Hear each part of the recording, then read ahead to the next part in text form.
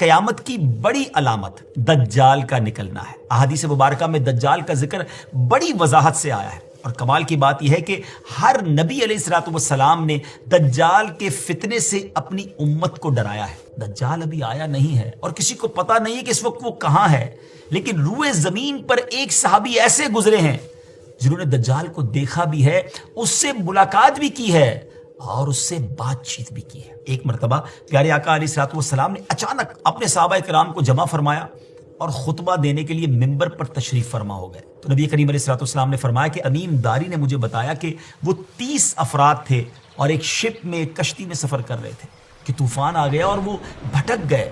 تقریباً مہینہ بھر وہ سمندر میں گھومتے رہے اور ایک دن سورج غروب ہونے کے وقت ایک نامعلوم آئلینڈ پر پہنچے۔ انہیں وہاں سیاہ رنگ کی مخلوق نظر آئی جس کے جسم پر بال بہت زیادہ تھے۔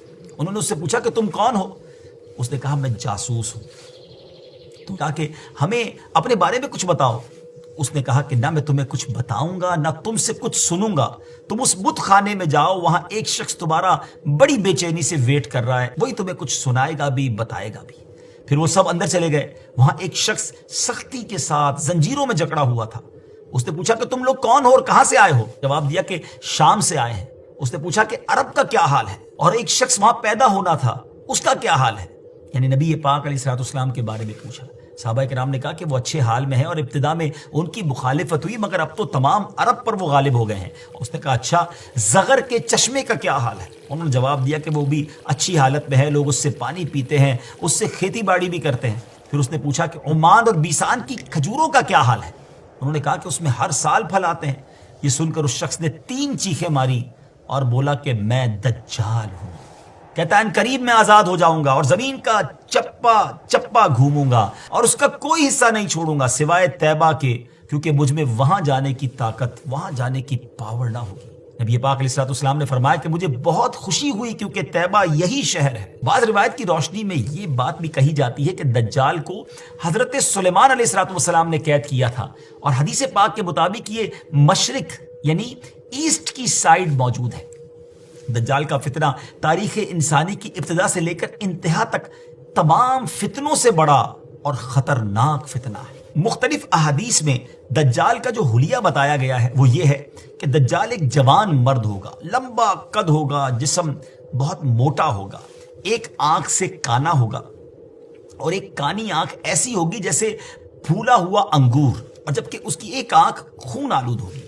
اس کا سینہ چوڑا ہوگا اور ذرا سا اندر کی طرف دھسا ہوا ہوگا۔ دجال کی پیشانی چوڑی ہوگی اور دونوں آنکھوں کے درمیان کاف فا را یعنی کافر لکھا ہوگا۔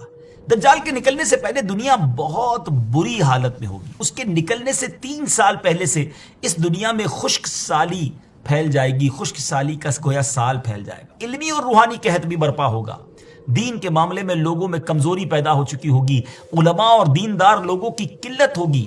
تب دجال ایسٹ کی سائڈ سے اصبہان یا خراسان نامی شہر سے نکلے گا اور زمین پر 40 دن رہے گا، جن میں سے ایک دن 1 سال کے برابر ہوگا، اور ایک دن 1 ماہ کے برابر، اور اگلا دن 1 ہفتے کے برابر، جبکہ باقی دن سال کے عام دنوں کی طرح ہوں گے۔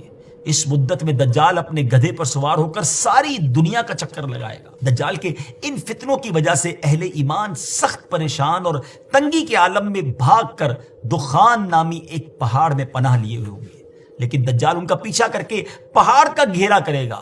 تب اللہ پاک حضرت سیدنا عیسیٰ علیہ نبینا علیہ الصلوۃ والسلام کو نازل فرمائے گا۔ جب حضرت عیسیٰ علیہ الصلوۃ والسلام اس دنیا میں آ جائیں گے تو ان کو دیکھتے ہی دجال ایسے گھلے گا، میلٹ ہوگا، جیسے پانی میں نمک گھلتا ہے، میلٹ ہوتا ہے۔ آپ علیہ الصلوۃ والسلام دجال کو مقام لد پر قتل کریں گے اور اس کے فالوورز میں سے ایک بھی کسی کو بھی زندہ نہیں چھوڑیں گے۔ یہ فتنہ بہت شدید ہوگا ناظرین۔ نبی پاک علیہ الصلوۃ والسلام نے فرمایا جو سورہ کہف کی پہلی 10 آیتیں یاد کرے گا دجال کے فتنے سے محفوظ رہے گا۔